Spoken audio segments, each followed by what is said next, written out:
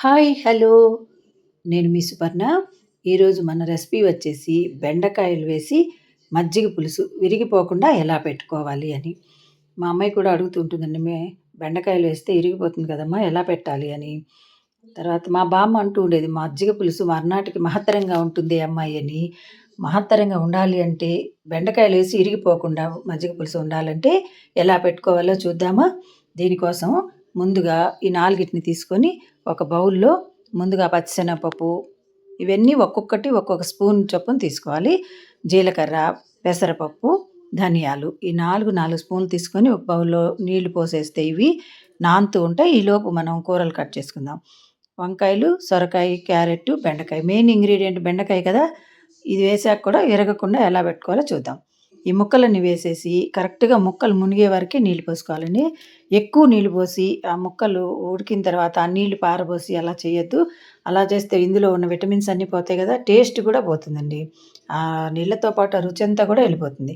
అందుకని చక్కగా కరెక్ట్‌గా ఇగరటానికి ఎంతవరకు నీళ్లు కావాలి అంటే కరెక్ట్‌గా ముక్కలు మునిగే వరకు పోస్తే చాలు. అవి ఎగిరిపోతాయి.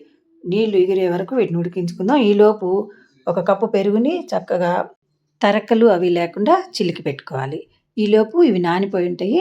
వీటిని మిక్సీ పట్టుకుందాం. ఆ నీళ్ళన్నీ వంపేసి ఒకసారి మళ్ళీ కడిగేసుకొని వాటిని మిక్సీ జార్‌లో వేసుకొని వీటితో పాటు కొంచెం పచ్చి కొబ్బరి ముక్కలు 4 అలాగే ఒక పచ్చిమిర్చి 3, 4 అల్లము. పచ్చిమిర్చి కారం మండట్లేదండి. రేటు మాత్రమే మండుతోంది ఇప్పుడు. చూసుకొని ఒక 2, 3 ఏసుకొని వీటన్నిటిని మెత్తగా మిక్సీ పట్టుకుందాం. ఇలా మెత్తగా మిక్సీ పట్టుకున్న ఈ పేస్ట్‌ని మజ్జిగలో కలిపేసేయాలి. మజ్జిగలో కలిపేసి బాగా చిలకాలి. ఇందులో తరకలు అవి లేకుండా ముద్ద గాకుండా బాగా మళ్ళీ మనం మజ్జిగ చిలికినట్టు చిలికేస్తే ఇది బాగా కలిసిపోతుంది మజ్జిగలో. ఇలా బాగా కలిపిన మజ్జిగని ఇప్పుడు ముక్కలు ఉడికిపోయి ఉంటాయి కదా! నీరంతా ఎగిరేదాకా చూసుకొని అప్పుడు ఎగిరిపోయినాయి కదా! ఇప్పుడు మనం ఈ మజ్జిగ ఇందులో పోసేద్దాం. చుక్క నీళ్ళు లేకుండా ఎగిరిపోయినాయి చక్కగా. ఈ మజ్జిగన్నీ పోసేసి ఒకసారి కలుపుదాం. చూసారా? మనం విరిగిపోయేవి అయితే మజ్జిగ పొయ్యగానే విరిగిపోతాయనమాట. విరగలేదు గదా! ఇంక చక్కగా దీనిలో సరిపోయినంత ఉప్పు, పచ్చిమిర్చి చెప్పా గదా! కారము మండట్లేదు. పచ్చిమిర్చి రేటు మాత్రమే మండుతోందని. అందుకని కారం సరిపోలేదు. కొద్దిగా ఎండు కారం కూడా ఏసుకుందాం. మామూలుగా పచ్చిమిర్చి కారం ఉన్నాయనుకోండి ఇంక వేరే ఎండు కారం ఎయక్కర్లేదు. ఇప్పుడు అది పచ్చిమిర్చి కారం లేదు కాబట్టి కొంచెం ఒక స్పూన్ ఎండు కారం గూడా వేసుకొని కరివేపాకు, కొత్తిమీర సన్నగా కట్ చేసి ఇందులో వేసేద్దాం. ఇవన్నీ వేసేసిన తర్వాత ఎంబటే ఆపేసేయాలండి ఇంకా. ఇవి వేసిన తర్వాత ఎక్కువ సేపు మరిగిస్తే వీటి ఫ్లేవర్ అంతా పోతుంది.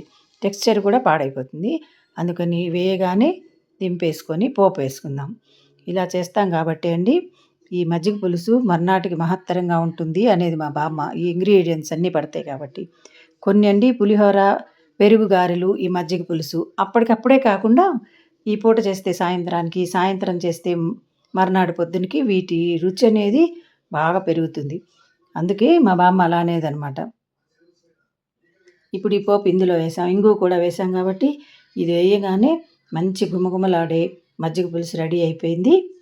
చక్కగా దీన్ని కలిపేసి సర్వింగ్ బౌల్‌లోకి తీసుకుందాం.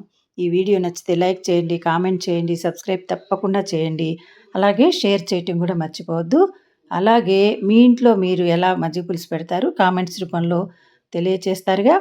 లేదా మీకేదైనా ఇంకా మంచి రెసిపీ తెలిస్తే తప్పకుండా నాకు తెలియచేయండి. ఈరోజు మా ఇంట్లో ఈ మజ్జిగ పులుసుతో పాటు గుత్తి వంకాయ కూర, గోంగూర పచ్చడి. నెయ్యి వేసుకొని టేస్ట్ చేద్దామా? Thank you for watching.